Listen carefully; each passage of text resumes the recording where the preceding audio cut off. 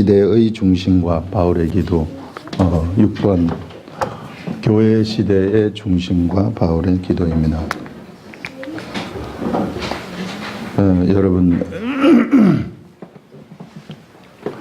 우리가 예배소설을 하면서요, 하나님이 우리들한테 정말 완전히 획기적이고 새로운 말씀들 우리한테 주시고 있거든요. 그래서 여러분들 이거 분명하게 아셔가지고 나의 삶 속에 이게 적용이 되어야만이 정말 내가 올바른 믿음 생활을 할 수 있다 하는 그런 것을 이 얘기를 할 수 있습니다. 우리가 지금 지난번에 얘기했었던 그것이 유대인들이 하나님으로부터 부름을 받았습니다. 그리고 이제 이 이방인인 우리들이 어떤 일을 하고 있는가, 이것들을 한번 보게 되면 유대인들, 선지자들과 사도들은 털을 닦았다고 얘기를 해요. 그 다음에 유대인들이 예수 그리스도를 탄생시켜가지고 예수님이 모퉁이 돌이 되셔서 이제 여기 모퉁이 돌이 되신 여기 위에 무엇을 세우느냐 하면은 하나님의 나라를 건설한다는 것입니다. 오늘도 이런 관점의 이야기인데요. 요거를 우리가 똑바로 아시고 하나님의 나라를 건설하는 이것이 얼마나 중요한 것인가. 이것이 이제 교회 시대거든요. 교회 시대인데 이 교회 시대에는 누가 중심이 되느냐 하면은 이방인이 중심이 되는 시대입니다. 이방인이 중심이 되어 가지고 이제는 교회 시대에 무엇을 우리가 건설하느냐 하면은 하나님의 나라를 건설한다는 거죠. 어마어마한 그러한 사역에 우리가 동참을 하게 된다는 것입니다. 그래서 이때부터 어떤 자들이 나타나게 되느냐 하면은요, 하나님의 아들들이 나타나기 시작하는 것입니다. 예. 그래서 사실상 이방인의 시대라는 것은 하나님의 아들들의 시대라는 거예요. 이 영적 관점을 우리가 정확히 우리가 보게 되면 우리는 지금 죽으면은 하늘에 가가지고 하늘에서 무슨 영적인 삶이 막 펼쳐지고 막 이런 것들을 생각을 하면서 나는 그냥 교회 나와가지고 주일 예배 잘 참석하고 헌금 잘 드리고 막 이러면은 믿음 생활 잘하는 것 같지만 절대 그렇지 않습니다. 이게 분명하게 우리가 알고 하나님의 아들들의 시대에는 이 하나님의 아들들이 중심이고 하나님은 여기에 지금 집중하는 거예요. 우리 교회에 지금 하나님이 집중을 하고 있습니다. 영적 저 하늘 너머에 있는 무슨 영적 세계에 지금 하나님이 집중하고 천사들한테 집중하는 것이 아니라 바로 우리가 지금 살고 있는 이 시대, 살고 있는 우리 교회, 여기에 하나님이 집중하고 계시다 하는 것들을 분명하게 알아야 되고, 이게 하나님의 아들들의 시대입니다. 이런 하나님의 아들들을 우리는 사람의 아들들의 시대이다, 이렇게도 이제 또 이야기를 하는데, 이것을 이제 인자의 시대. 사람의 아들들이 누구냐면은 육체를 가진 사람들이 하나님의 아들이 되어 영적 사람, 육체를 가진 사람이 영이 있는 영적인 사람이 되는 이런 것들을 얘기하는 것입니다. 육체를 가진 사람들이 영적 세계에서 하나님과 교제를 한다는 것은 뭔가 하면은요, 육의 세계, 보이는 이 육의 세계에 하나님의 나라를, 참 하나님의 나라를 건설하는데 동참할 자격이 있다는 것을 얘기하는 것입니다. 그래서 우리가요, 육체를 가진 우리들이 얼마나 중요한 것인지 몰라요. 육체를 가진 우리들이 정말 하나님의 일을 감당하는 데 있어서 최고의 역할을 우리들한테 맡겨준 겁니다. 사람들이 그런데 그것도 모르고 왔다 갔다 그냥 믿음 생활을 그냥 하는, 이게 그냥 예수 믿는 거다 이렇게 하는데 절대 그렇지 않다는 것입니다. 예. 그래서 우리는 무엇을 짓는 자들이냐면은 바로 예수 그리스도가 모퉁이 돌이 되어가지고 이 모퉁이 돌을 중심으로 해가지고 하나님의 나라를 건설하는 자들이에요. 우리가 이 중한 임무를 맡았다 하는 것입니다. 자, 이것을 지금 아시고 오늘 여기 말씀들을 보시면은, 자, 10절부터 보세요. 이는 이제 교회로 말미암아 하늘에 있는 통치자들과 권세들에게 하나님의 각종 지혜를 알게 하려 하심이니, 이렇게 말해요. 이게 좀 한참 봐야 돼요. 이게 한참 봐야 되는데, 이게 무슨 말인가 하면은, 이는 이라는 것은 앞에 있는 8절 9절을 받는 말씀입니다. 8절 9절에서 무슨 말이 나왔었는가 하면, 여기 1번에 여러분들 써놨습니다만은, 이는 이라는 말씀의 의미는 이전의 내용을 봤는데, 그것이 뭔가 하면은요, 사도 바울이 이방인의 사도가 됐다는 것입니다. 그 다음에 바울이 무엇을 비밀의 경륜을, 하나님의 비밀의 경륜을 바울이 드러냈다는 것입니다. 드러냈다.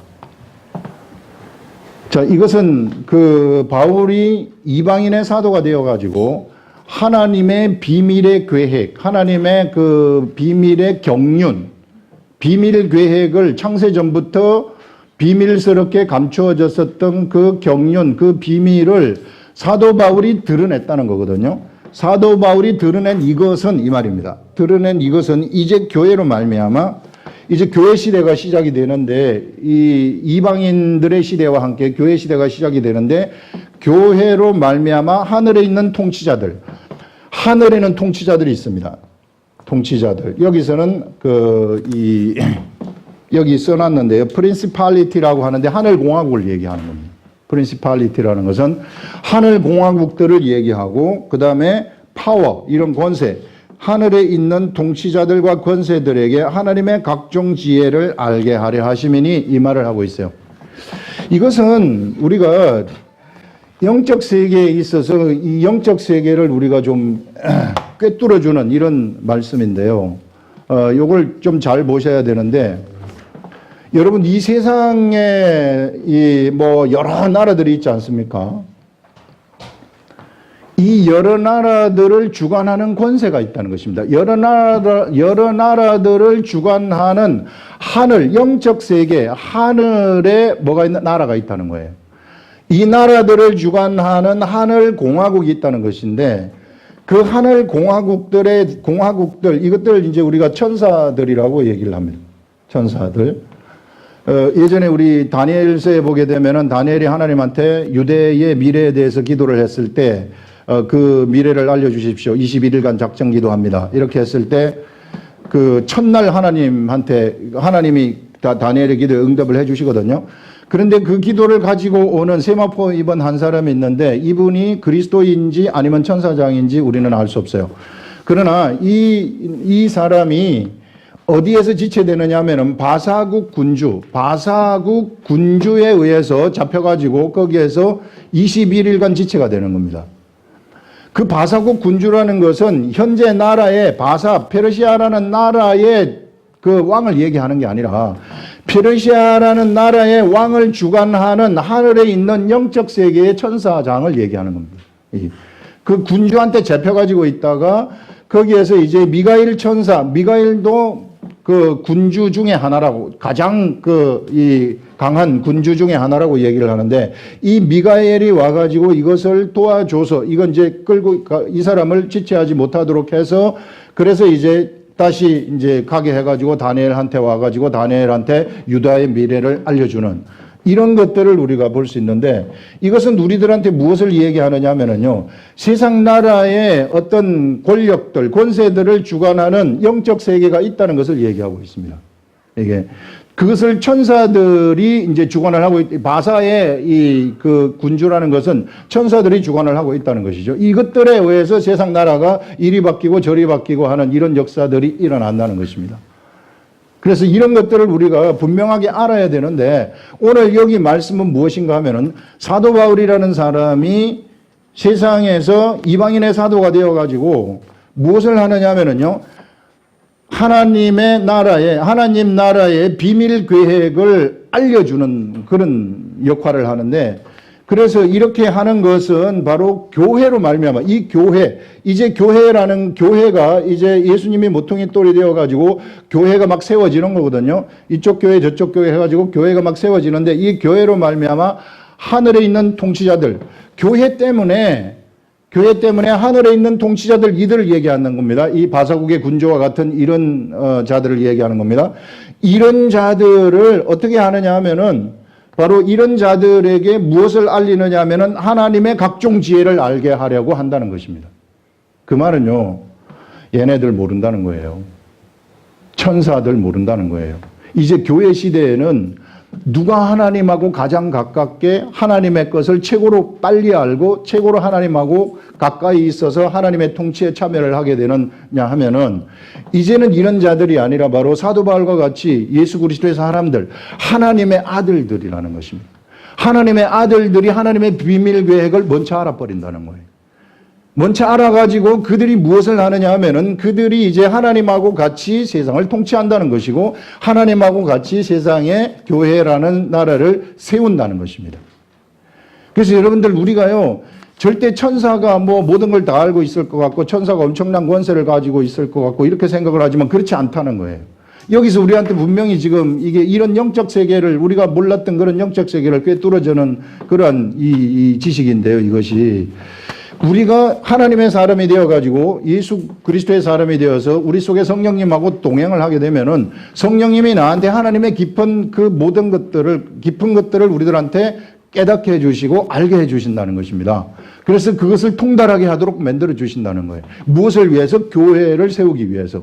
세상에 예수 그리스도가 모퉁이 돌이 되어가지고 그래서 이 나라에 육을 가진 사람들이 육의 세계에서 하나님의 나라를 건설한다는 것입니다. 이것이 하나님의 원대한 계획이에요. 거기에 사실상 이 천사들은 여기에는 이제 나쁜 천사도 있고 이게 바사국의 군주는 나쁜 천사고 미가엘 천사는 좋은 천사죠. 근데 이런 천사들이 뒤따라오는 거예요.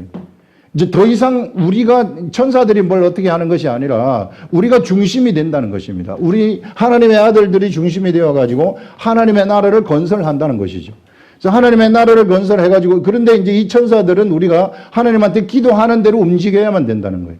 그래서 우리가 하나님의 비밀을 알아내가지고 그 비밀을 가지고서 기도를 하게 된다면 그때서 비로소 얘네들이 그것을 알게 된다는 것이고 좋은 천사들은 우리가 이 하나님의 이 나라를 건설하는 데에 여기서부터 막 동원이 되어가지고 우리를 도와주는 것이고 나쁜 천사들은 방해를 하기 시작한다는 그런 내용입니다. 이게.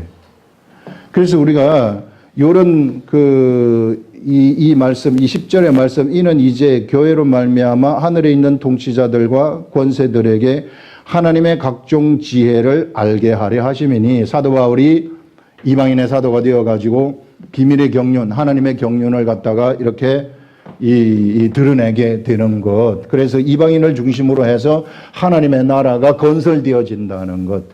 이방인을 중심으로 해가지고 이 하나님의 아들들을 중심으로 해가지고 이제 이 세상에서 천국이 세워져 간다는 것. 이것을 얘기하는 것이죠. 그래서 각종 지혜를 알게 하려 하심이니 곧 영원부터 우리 주 예수 그리스도 안에서 예정하신 뜻대로 하신 것이라. 이것은 이미 영원 전부터 우리 주 예수 그리스도 안에서 예정하신 뜻이라는 거예요. 예수 그리스도의 통치 안에서 예정하신 뜻이다. 그래서 유대인들이 예수 그리스도를 탄생시키고 예수 그리스도가 십자가에 못 박혀 돌아가시면은 이방인들을 중심으로 해가지고 이제는 참 천국이 세상에서 건설되어진다 하는 이런 것들을 얘기하는 것입니다. 여기서. 그러면서 곧 우리가 12절에 그 안에서 그를 믿음으로 예수 그리스도를 믿음으로 말미암아 담대함과 확신을 가지고 하나님께 나아감을 얻느니라. 그래서 우리는 이제 이방인 에베소 교회 성도들아 너희들이 이방인이지만 더 이상 이방인이 아니고 너희들은 이제는 역사의 중심에 서 있는 자들이다. 그렇기 때문에 이제 우리는 예수 그리스도를 믿음으로써 담대함과 확신을 가지고 간다는 것입니다. 절대 어떤 무슨 영적인 그런 천사들이 강하다거나 이런 게 아니라는 거예요. 이게 최고로 강한 자들은 바로 우리가 최고로 강한 자들이고 우리 이 성령님과 같이 있기 때문에 우리가 이런 나라 건설 최고의 역사를 수행하는 거죠. 사실상 세상에서 존재물들이 행할 수 있는 최고의 역사가 우리들한테 맡겨졌다는 그런 것입니다. 이 영적 세계라는 것이 너무 희한한 것이에요. 제가 이 세계 지금 이것을 묵상을 하면서 성령님이 알려주셔가지고 제가 여러분들한테 말씀을 하고 또 이 말씀들이 극동방송에서 이제 나가지만은 그런데 이건 정말 벼락치는 그런 영적 비밀들의 말씀인데 이것이요 막 전체에 다 퍼져가지 않아요. 이게 우리 같으면 이게 다 퍼져가지고 야 이거 진짜 이게 정말 이렇게 살아야 되겠구나 이게 진짜구나. 그런데 이것이 감춰져 가지고 있다는 것입니다. 이것을 알아듣는 사람만 알아듣는 것이고 이것을 알아듣고 행하는 사람들한테 그 세계가 직접적으로 다가온다는 거예요. 영적 세계는 이와 같이 막 이렇게 막 퍼져서 왁작지껄하게 나가는 그런 것이 아니라 이게 그냥 소리 없이 휙 지나가 버리는 그런 세계가 영적 세계라는 것입니다. 우리 예수님도 그래서 소리 없이 그 십자가에 못 박혀 돌아가신 다음에 이 세상을 그냥 통과해 가셨어요. 그래서 이 성령님의 그러한 이 은혜로 그런 예수님을 내가 아는 것, 이것이 은혜라는 것입니다. 모든 사람들한테 이것이 막 공표되어 가지고 아주 공적으로 막 이렇게 많은 사람들에게 퍼져 가지고 알려지는 그런 세계가 아니라는 거예요. 이게 제가 이렇게 말하지만은 이런 것들이 이게 막 모든 크리스찬들이 다 알아가지고 막 다 이와 같은 하나님의 역사에 동참하거나 그런 것들이 아니라는 것입니다. 그래서 우리가 이제 이런 하나님의 나라에 동참을 하는데 이게 이제 창세 전부터 하나님이 계획을 하신 예수 그리스도 안에서 계획하신 하나님의 예정하신 뜻이라고 하는데요. 근데 이제 우리가 그러면 어떻게 여기에 동참을 하는가? 동참을 하는 데는요, 예수 그리스도가 모퉁이 돌이 되어가지고 예수 그리스도를 중심으로 해가지고 천국이 지금 건설된다는 것입니다. 천국이 건설이 되는데 여기에서는 반드시 우리가 예수 그리스도를 중심으로 천국을 건설하는 거예요. 나를 중심으로 건설하는 게 아니라 내 지식, 내 생각을 가지고서 건설하는 것이 아니라 예수 그리스도가 중심이 되어가지고 예수 그리스도로 집을 짓는 것입니다. 우리는. 그래서 우리 각자는 하나님이 우리들한테 맡겨주신 것이 있는데 예수 그리스도로 집을 짓는데 예수 그리스도가 뭐냐 하면은 말씀이라는 것입니다. 기록된 말씀. 이 기록된 말씀으로 우리가 집을 질 때 이 말씀을 깨달아가지고 깨달은 말씀대로 내가 삶 속에서 행할 때에 어떤 일이 일어나게 되느냐 하면은 천국이 그때부터 올라가기 시작한다는 것입니다.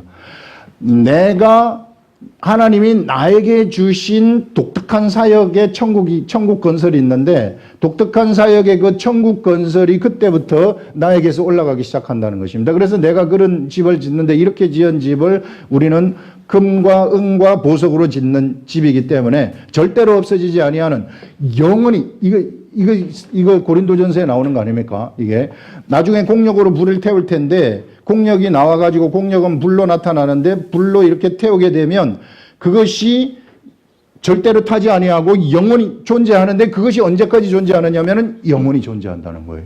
영원히 존재한다는 것은 뭔가 하면 우리가 죽어가지고 천국의 하늘나라에 가게 되면 하늘의 천국이 나올 때 그 천국에 우리의 그 삶이 우리가 예수 그리스도와 함께 건설했었던 그 집이 분명하게 있다는 것입니다. 그것이 집의 형태, 우리는 집은, 이거는 비유죠. 이게 이렇게 이제, 틀을 세워가지고 예수 그리스도를 중심으로 해가지고 교회가 건물에 비유해가지고 세워진다는 천국이라는 하나님의 집안이 세워진다는 그런 것인데, 이런 비유인데 내가 예수 그리스도와 함께 지었던 그 집이 절대로 없어지지 아니하고 영원히 간직된다는 것을 성경이 분명하게 우리들한테 얘기를 하고 있어요. 그러나 내가 내 생각대로, 내 마음대로 믿음 생활을 했을 경우에 말씀을 의지하지 아니하고 그냥 세상 풍조를 따라가는 믿음 생활을 한다거나 지금 우리나라에 불고 있는 풍조들, 세상 풍조, 이게 교회, 목회 막 이런 풍조들이 있거든요. 이게 이 세상하고 하나님하고 막 섞여가지고 돌아가는 거, 이게 이 탐욕하고 이 하나님하고 섞여가지고 탐욕을 부리면서 막 섞여갖고 돌아가는 그러한 풍조가 있는데 그런 풍조로서 지은 집들은 사실상 집이나 나무나 이 풀로 지은 집과도 같아요. 허상이라는 것입니다. 그것을 지었을 경우에 그것은요, 겉으로 볼 때는 멀쩡한 집을 짓는 것처럼 보이지만은 그러나 나중에 정확한 공력이 나타나게 되면 다 없어져 버린다는 겁니다. 이게 하나도 남지 아니하고. 그래서 우리가 정말 예수 그리스도와 함께 말씀과 함께 세상에서 말씀이 시키는 대로 우리가 살아갈 때 그것이 정확히 남아있고 그것을 중심으로 해가지고 천국이 건설되는 것이지 그냥 내가 일반적인 조류를 따라간다거나 풍조를 따라가는 그런 삶 속에 묻혀버리게 되면 나는 하나도 집을 짓지 못하고 그냥 불 가운데서 구원받은 것과 같은 그런 존재가 되어버린다는 것입니다. 그래서 우리가 매일같이 말씀을 묵상하고 말씀과 함께 살아가는 것이 얼마나 중요한지 몰라요. 그래서 성령님을 이 기록된 말씀을 통해서 성령님과 내가 교제가 돼야 되고 지금 내가 해야 될 것이 뭡니까 하는 것들을 뚜렷하게 알고 그렇게 순종해서 나갈 때 비로소 거기에서 나의 나와 예수 그리스도가 함께 세상에서 천국을 건설하는 것입니다. 예. 이런 위대한 세계를 여러분들이 아시고 그냥 가만히 앉아 있으면 안 된다는 거죠. 예. 어떻게 해서든지 말씀을 가지고 말씀과 씨름하면서 살아가라 하는 그런 것들을 말씀하고요. 그 다음에 우리 13절 보시면은 그러므로 너희에게 구하노니 너희를 위한 나의 여러 환난에 대하여 낙심하지 말라. 이는 너희의 영광이니라 하면서 사도 바울이 사실상 지금 로마 감옥에 갇혀가지고 편지하는 거 아닙니까? 로마 감옥에 갇혀가지고 편지하는데 너희들 걱정할 거 없다. 봐, 중심이 우리라는 거예요. 중심이 천사들이 아니고 로마 제국을 주관하고 있는 나라가 하늘나라에 있는데 이거는 이제 그 바사 군주의 왕처럼 바사 제국의 군주처럼 로마 제국을 지배하는 그러한 존재가 하늘에 있다는 것인데 이 하늘에 있는 이것들도 우리들보다 더 낫다는 것입니다. 우리들을 당하지 못한다는 거예요. 그렇기 때문에 로마에서 로마가 나를 감옥에 집어넣고 나를 괴롭히고 환난 속에 집어넣는다 할지라도 그건 아무것도 아니라는 겁니다. 그런 영적 관점을 우리가 좀 볼 줄 알아라 하는 그런 말씀이죠. 그래서 너희에게 구하노니 너희를 위한 나의 여러 환난에 대하여 절대 낙심하지 말아라. 이거 아무것도 아니라고 얘기를 하는 것입니다. 하면서 이것은 바로 내가 이와 같이 감옥에 들어가고 뭐하고 환난을 받는 이런 것들이 바로 너희에게는 영광이 되는 것이다 하는 그런 말씀이고요.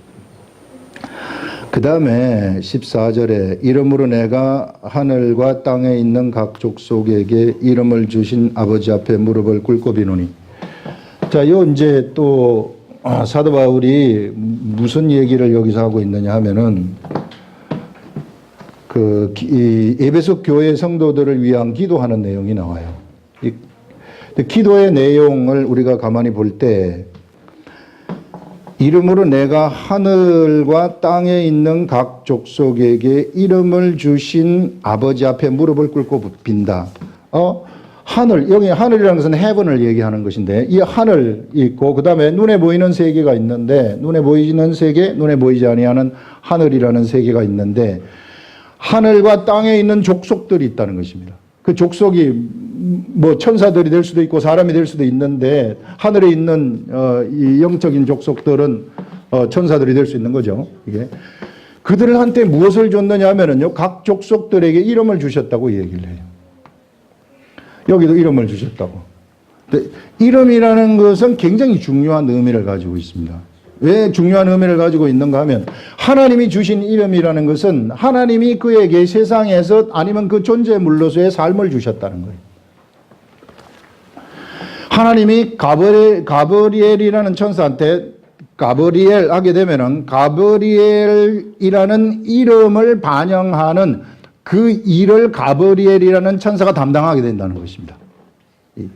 그래서 가브리엘은 주로 이제 이 하나님의 소식을 전달하는 전달자의 삶을 살게 되는 거죠. 그가 막 미가엘 천사처럼 전쟁을 한다거나 싸운다거나 이런 건 하지 않아요. 가브리엘은 그냥 천사의 역할, 이게 전달하는 역할, 하나님의 메시지를 사람들한테나 또는 천사들한테 전달하는 전달의 역할을 하는 거죠. 그와 같이 바로 이름을 주셨다는 것은 하나님이 이름을 이렇게 붙여주셨다는 것은 그에게 그의 삶을 붙여줬다는 그의 삶이 너는 이렇게 살아라 하는 삶을 주셨다는 거죠. 소한테 소의 이름을 붙여준 것은 소처럼 살라는 거예요. 소가 호랑이처럼 살지 말라는 거죠.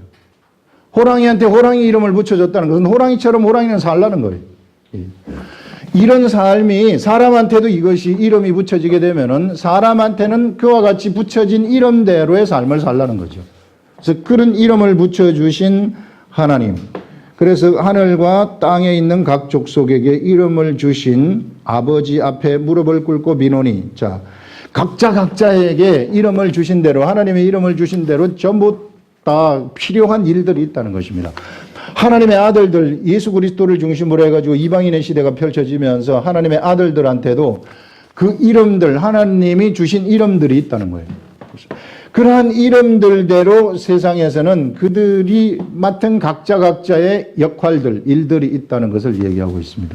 그런데 거기에 예수 이름까지 붙여줬으니까 그 각자의 이름 위에 예수 이름, 예수 저 백성을 죄에서 구원할 자라는 그런 구원의 속성이 그들에게 들어가면서 구원의 삶을 하나님의 아들들이 살아가게 되는 것이구나. 각자 각자의 독특한 이름대로의 삶을 살면서 그 다음에 구원의 속성, 예수 그리스도의 이름이 거기에 포함된 그런 구원의 삶을 각자의 자기가 처한 그곳에서 구원의 사역을 감당하면서 살아가는 그러한 자들이 바로 그러한 것이 하나님이 이름을 주신 목적이라는 겁니다. 그래서 여기서 각 족속에게 이름을 주신 아버지 앞에 무릎을 꿇고 비노니 그의 영광의 풍성함을 따라 그의 성령으로 말미암아 너희 속사람을 능력으로 강건하게 하라. 이렇게 말.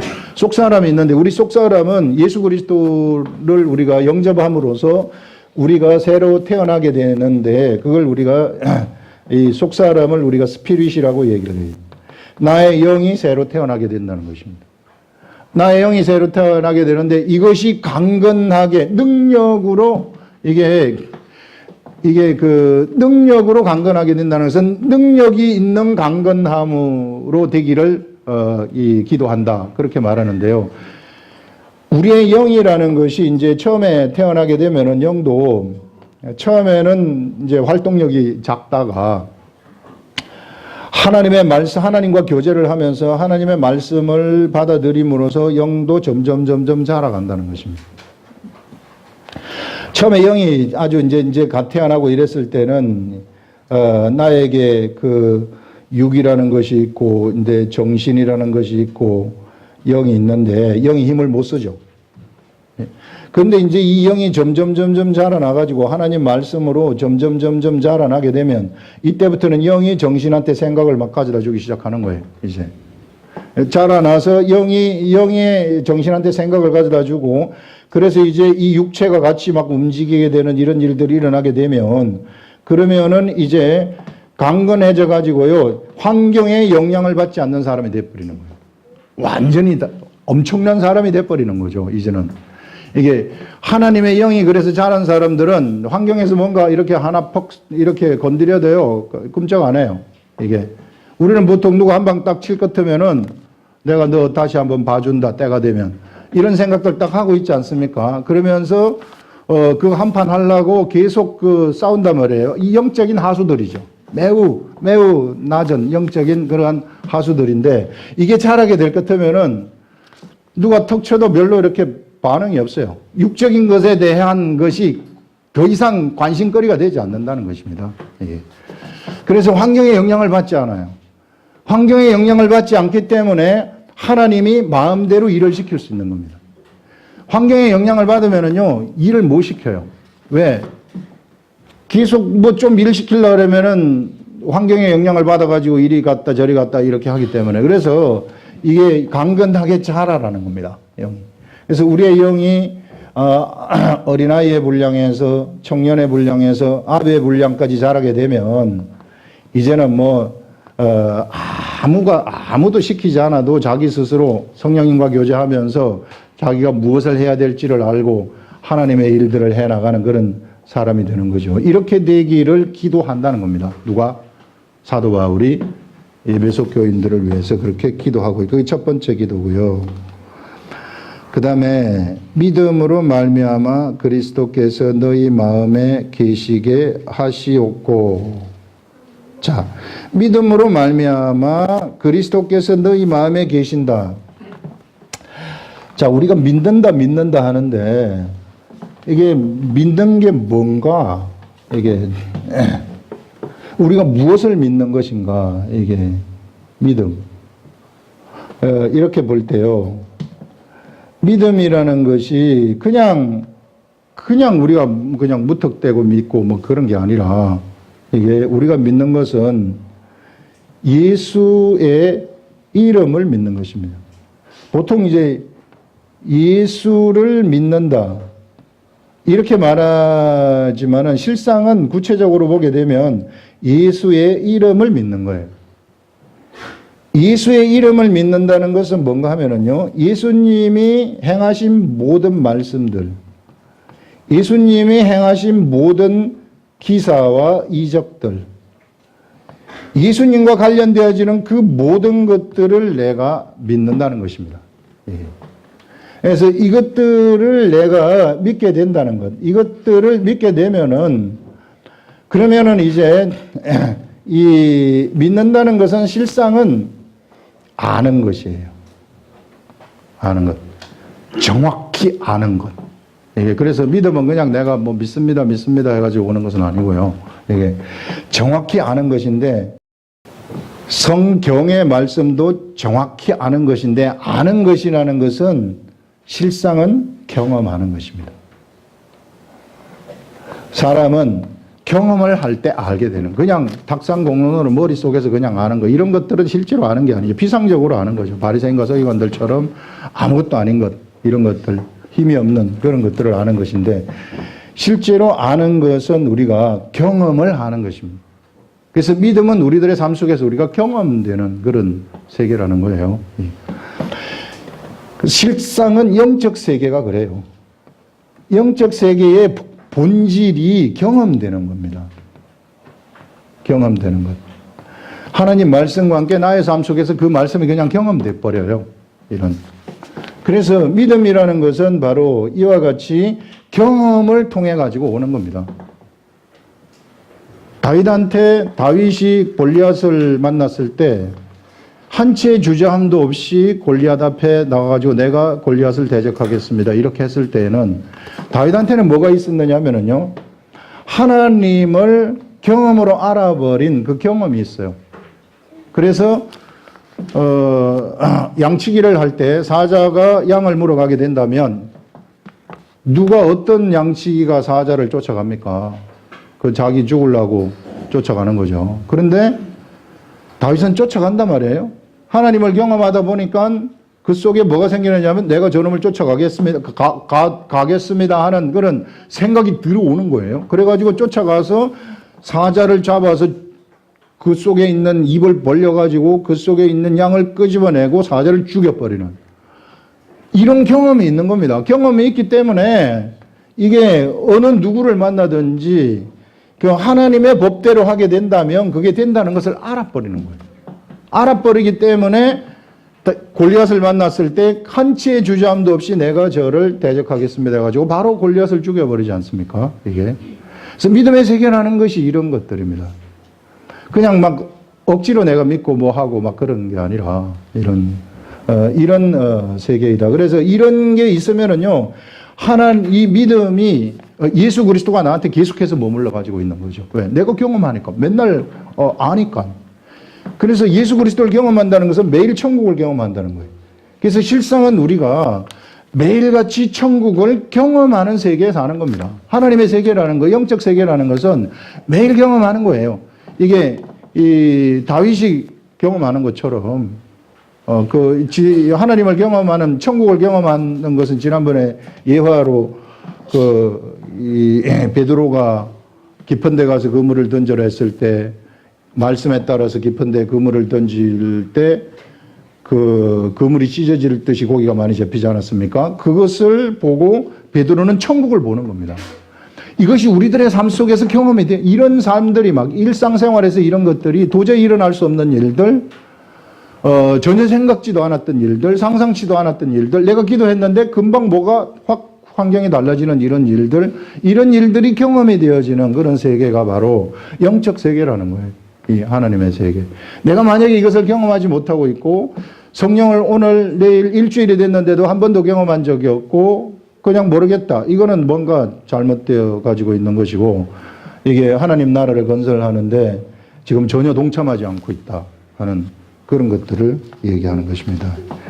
그 다음에 또 나오는 것이 뭔가 하면은요, 세 번째 기도가 17절 계속 읽어보시면, 믿음으로 말미암아 그리스도께서 너희 마음에 계시게 하시었고 너희가 사랑 가운데서 뿌리가 박히고, 예수 그리스도의 사랑 가운데서 뿌리가 박히고 터가 굳어져서, 자, 사랑으로 뿌리를 박고 사랑으로 터가 이렇게 굳어지라 하는 그런 거죠. 예.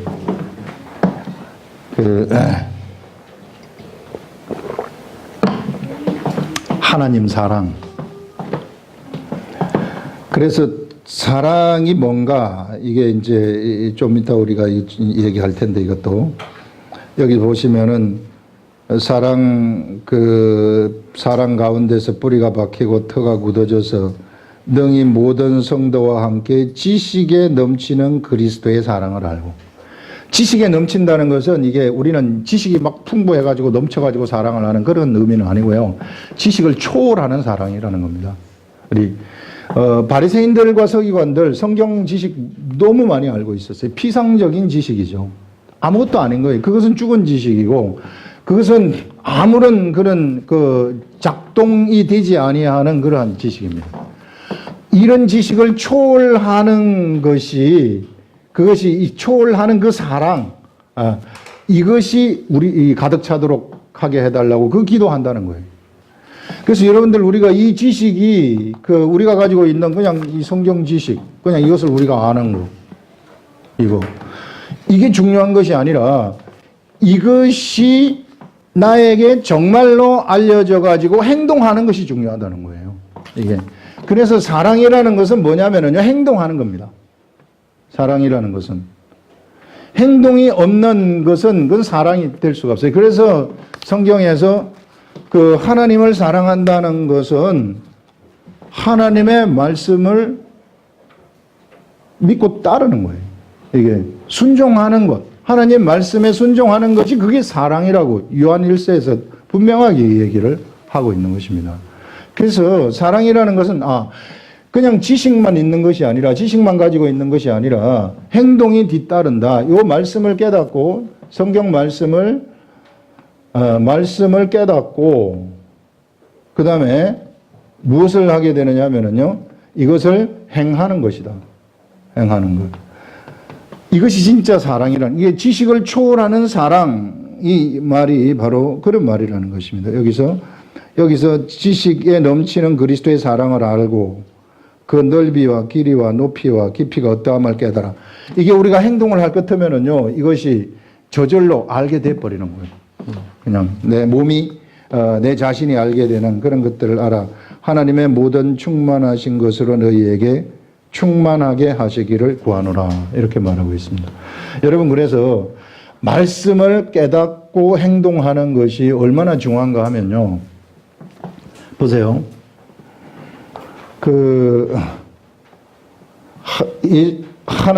하나님하고 이제 예수 그리스도를 통해서 사람이 예수를 믿게 되면은 하나님하고 그 사람 사이에 이제 관계가 다시 시작이 됩니다. 관계가 다시 시작이 되면 하나님의 사랑이 그에게 이제 들어오기 시작해요. 그래서 하나님의 사랑이 들어오기 시작하는데 여기 통로가 되어 있다는 겁니다. 통로가 되어 있는데 이 통로가 되어 있는 이 사람이 요 하나님의 사랑을 받으려면은 어떻게 해야 되는가 하면은 행동을 해야 된다는 것입니다. 행동. 그래서 말씀을 알고 행동을 하게 되면은 이제는 그 사랑이 나한테 딱 들어와져 가지고 하나님의 사랑이 나한테 소화가 돼 버리는 겁니다. 소화가 돼 가지고 작동하기 시작한다는 것이죠. 하나님의 사랑이 나한테 들어와서 작동하기 시작하게 되면 그때부터 나한테는 어떤 일이 일어나게 되느냐 하면요, 질병이 떠나가기 시작하고, 나한테서 탐욕이 떠나가기 시작하고, 나한테서 거짓이 떠나가기 시작하고, 나한테서 세상의 육적인 것들이 있잖아요. 이런 것들이 그때부터 다 떠나가기 시작하는 거예요. 하나님의 사랑이 나를 점령해 버린다는 것입니다. 그래서 나의 육체의 그 본성 있잖아요. 이런 본성. 육이 가지는 본성. 그 본성은 실상은 하나님으로부터 온 것이 아니라 사단으로부터 온 거예요. 사단의 본성이 나의 육체를 사단의 본성이 점령하고 있거든요. 사단의 본성은 그래서 사망입니다. 사람을 죽이는 거예요. 그러니까 사단의 본성이 나의 육체를 지배하고 있다면, 나의 세포 하나하나 이런 것들을 지배하고 있다면 내가 언제 어떻게 질병이 걸려가지고 죽을지 몰라요. 그리고 그렇게 해가지고 만약에 죽어버린다면은 그러면 그냥 영원히 끝나버리는, 영원히 그가 이 사망 속으로 불못으로 들어가 버리는 이러한 이 사람이 돼버린다는 것이죠. 그래서 어떻게 해서든지 내가 하나님의 말씀을 받으라는 겁니다. 우리 예수 그리스도를 믿는다는 것은 하나님의 말씀을 받을 수 있는 충분한 뭐가 되어 있느냐면 자격이 주어져 있다는 것입니다. 자격이 주어져 있는데 내가 이제는 그것을 말씀을 깨달아 가지고 내가 행동을 하게 된다면 그다음부터는 그 사랑이 나한테서 작동하기 시작한다는 거예요. 작동을 하기 시작하면은 나는 변화가 일어나게 되고 삶이 그때부터 막 바뀌기 시작하는 그런 것들을 보게 되고 그런 사람들을 통해 가지고 하나님이 전도하기 시작한다는 거예요. 전도가 그렇게 된다는 것이죠. 그냥 아무나 막 이렇게 하는 것이 그런 전도가 아니라요. 여러분 이게 참 이거는 참 알려주기 좀 싫은 것인데 또 여러분들한테 하나 알려드리는데 이건 참 돈을 받고 알려줘야 돼. 그런 것들. 보세요. 예수님 시절에 예수님한테 막 찾아왔던 병자들이 있습니다. 그래서 예수님이 이 병자들을 낫게 해주십니다.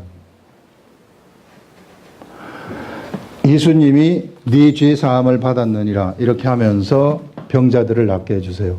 그러면 이 병자는 구원을 받은 것일까요? 진정한 이 영적 구원을 받은 것인가 그 말이에요.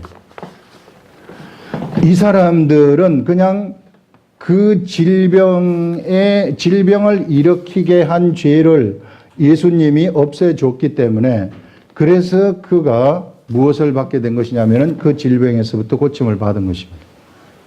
그러나 아직 예수 그리스도가 십자가에 돌아가시지 않았기 때문에 그들의 구원, 진짜 참 구원은 일어나지 않았어요.